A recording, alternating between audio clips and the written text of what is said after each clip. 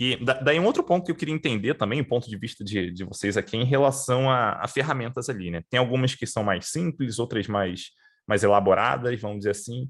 Então, o que vocês recomendam assim, em termos de ferramenta? Então, o Otávio já mencionou aqui, né, Markdown e tal, para fazer alguns tipos de documentação. Tem outras que já conseguem ler o código e extrair uma documentação dali, mas de maneira geral, quais são as ferramentas assim que vocês acham interessantes das pessoas considerarem o uso? Posso falar das que eu gosto, tá? Das que eu utilizo ali. Eu acho que varia um pouco de time para time, de empresa para empresa, de pessoa para pessoa. Acho que ferramentas são importantes, mas não é o mais importante, né? Se a sua empresa já tem uma cultura de utilizar algum tipo de ferramenta, já está funcionando, está dando certo, continua no que está indo, né? Não precisa mudar só porque em outro lugar tem alguma ferramenta que funciona, né? Mas falando sobre isso, eu acho que Markdown, por exemplo, é uma ferramenta muito boa assim, de você estar utilizando para escrever documentação, porque fica próximo do código, muita gente já está acostumada a utilizar, né? E tem formas ali de você usar, por exemplo, um Mermaid para você escrever um diagrama de sequência, alguma coisa que você precise, né? Ou até mesmo o Plant.ml, que você consegue fazer um diagrama até mesmo C4. Ultimamente eu tenho usado bastante. Eu já usei para o diagrama C4, já usei o Draw.io, né, que é uma ferramenta grátis ali que você tem na web para você desenhar, fazer de forma visual. Ultimamente tenho utilizado bastante uma outra ferramenta que chama Structurizer, né, que é do próprio Simon Brown ali. Ela também é de você escrever código e ele gera o diagrama ali para você. E também ferramenta de documentação, eu tive uma experiência bem legal com o Confluence, né? Porque também já era uma cultura que estava mais enraizada na empresa, e ele é bem flexível no sentido de você conseguir criar novas páginas, escrever a documentação, as pessoas conseguirem lá marcar um pedaço do texto e comentarem, discutir com você.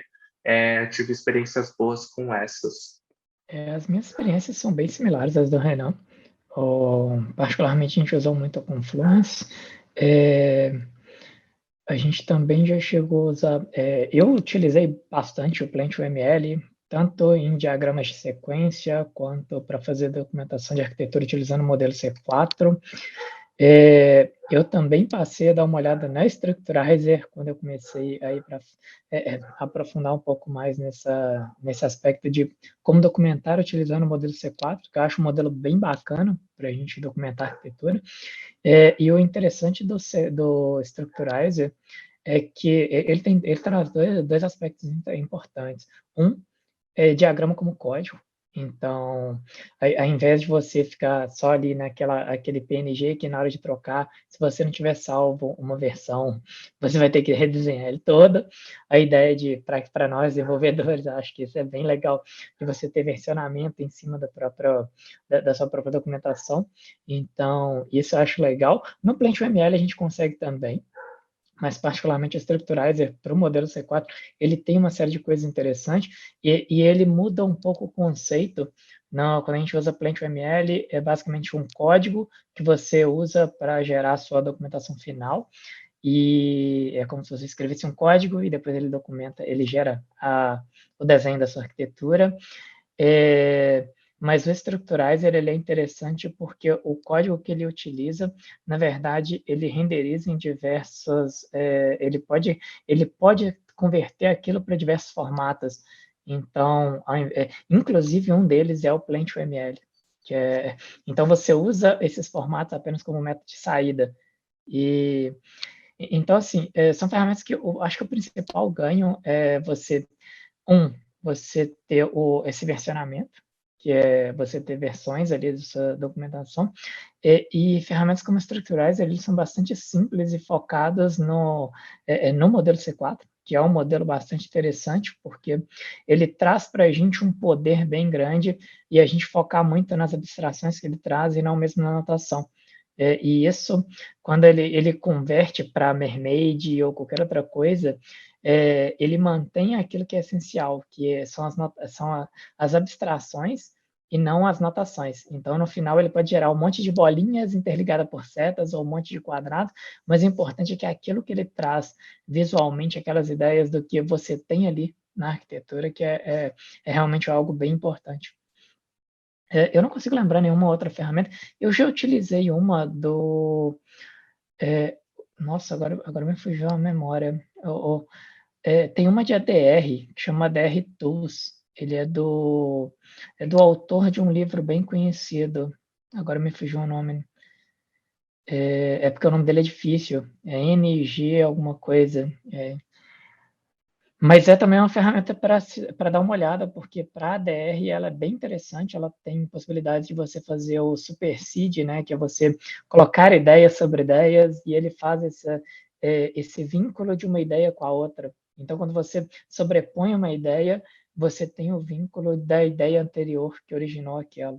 Então, é uma ferramenta bem interessante também para as pessoas darem uma olhada.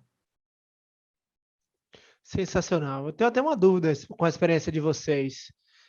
Quais são os pontos negativos de você fazer a documentação próximo do código ou utilizar um Confluence, como você mesmo falaram, né? Qual a diferença, quais são desafios, vantagens e desvantagens em cada uma delas? Eu posso dizer. Eu acho que a questão é a cultura ali da tua empresa, né?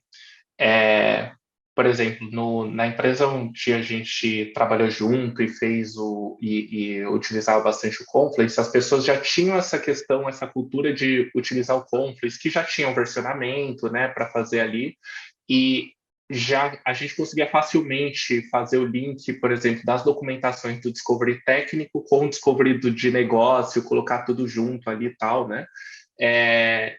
Lá no GitHub, né, já era uma ferramenta que mais os devs ali tinham acesso. Talvez se a gente tivesse decidido ir para o GitHub, eventualmente a gente poderia chegar no mesmo ponto ali, né? Mas a gente aproveitou ali uma ferramenta que todo mundo já estava utilizando, a gente já tinha bastante adesão, né? E já tinham ferramentas boas ali para a gente manter as documentações para ajudar a dar tração nessa outra iniciativa. Eu acho que se colocar a documentação muito próxima do código, tem essa questão do público-alvo, sabe? Quando seu público-alvo são pessoas que às vezes não são tão técnicas, você pode ter um problema delas conseguirem chegar nessa informação.